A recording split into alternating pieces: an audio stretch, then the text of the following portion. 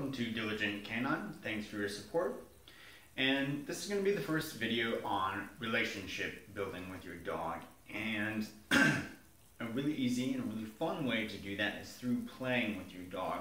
The emphasis here though is that the play requires the dog to interact with you.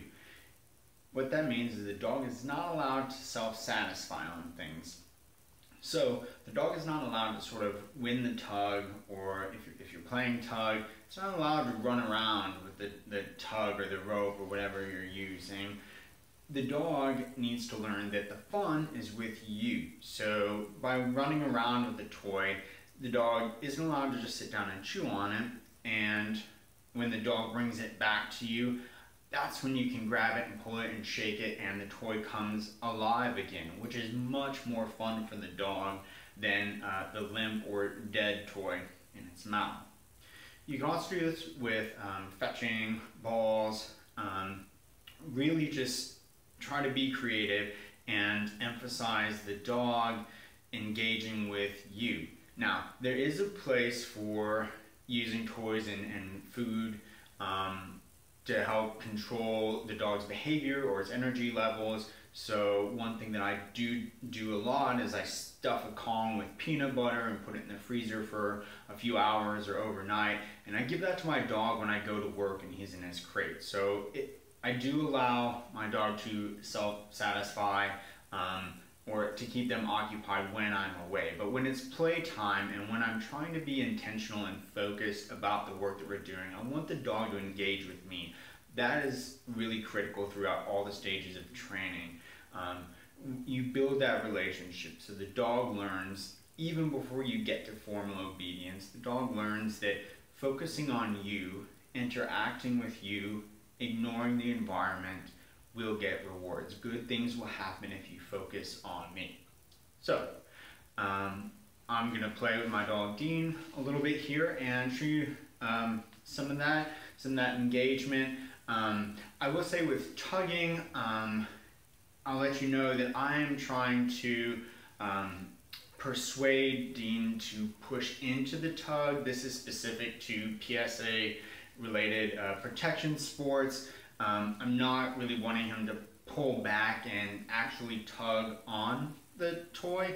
I'm wanting him to push and drive into the bite. That's a sport-specific thing. I might cover that later, but the idea is you will see how much he wants to bring it back to me, and he knows that bringing the toy back to me will get his reward. Same thing when I pull a ball out and play fetch a little bit here. Yes! See? Yes!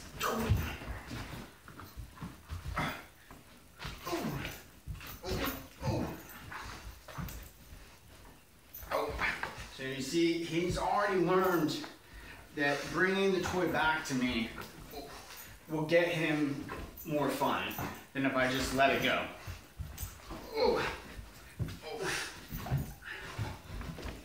Out. Yes. Seats. Yes. And I'm not going crazy.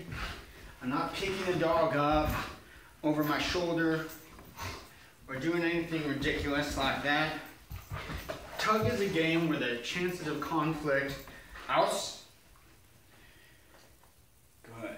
The chances of conflict of you getting nipped or something like that are already pretty high. So you need to be careful and keep your emotions in check. Tug is a great way for you to get some exercise and exercise your dog, and do that together. That is what is going to build your relationship and bond.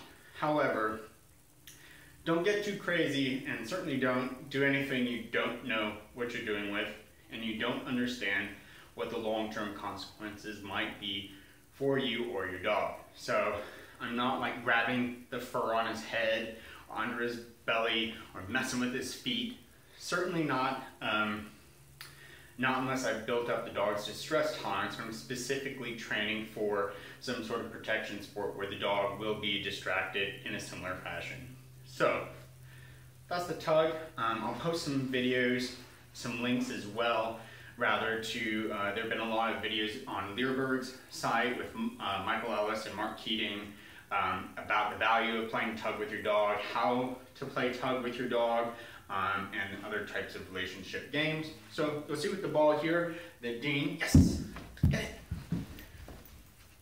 Oh, he actually much prefers the tug and knows that I still have that. So I'm gonna push pause here and go fetch the ball myself, put the tug up, and we'll get started again.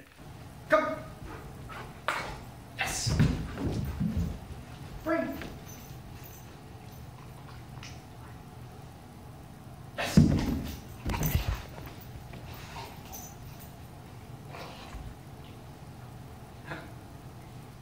Show them, buddy. Yes. House. Yes. Lots. Yes.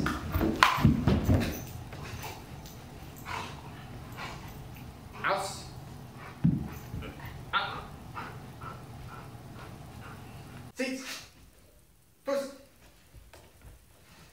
Yes. So these simple obedience commands,